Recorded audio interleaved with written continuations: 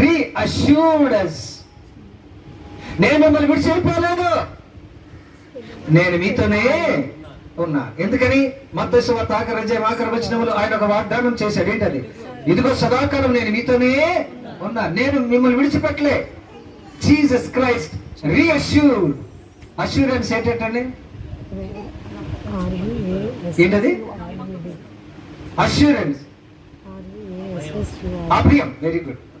మీకు అభయం ఇస్తున్నా, మళ్ళీ ఇస్తున్నా, నేను మిమ్మల్ని విడిచిపెట్టి అభయాలు. అర్థమవుతుందా?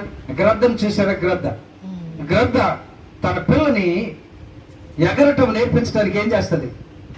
ఎత్తైన కొండ మీదకి తీసుకెళ్లి విడిచిపెట్టేస్తుంది. ఆ గ్రద్ద పిల్ల ఏం చేస్తుంది?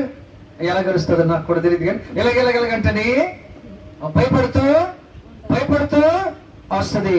కానీ భూమి మీద పడిపోతున్నా నీకు నా పని అయిపోయింది అనుకున్నప్పుడు అట్టండి గ్రద్ద పిల్ల ఇలాగొచ్చి తన రెక్కల మీద తీసుకొని మళ్ళీ పిల్లని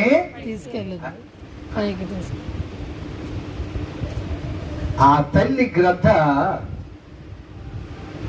బిడ్డ గ్రద్దను ఏం చేయలేదటండి, విడిచి పెట్టలేదు. మనం ఎవరమాట? దేవుని యొక్క బిడ్డలము, యేసయ్య బిడ్డలము. యేసయ్య మనల్ని విడిచిపెడతాడా? విడిచిపెట్టాడని ఆడేం పడుతుండేను? ఎక్కడ?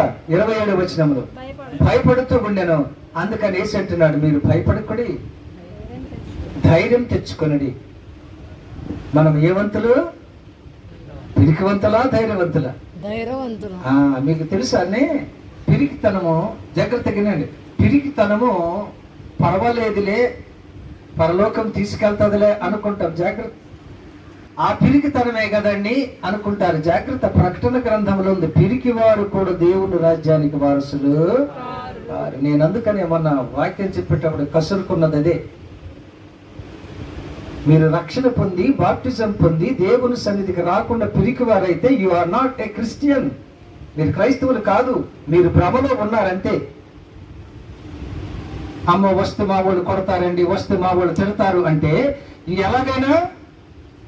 ఎలాగైనా చాలా మంది అంటారు, అటు మేము వెళ్ళమండి, ఇటు కూడా రావటం లేదుగా, అటు వెళ్ళర్లే, ఇటు కూడా రావటం లేదుగా.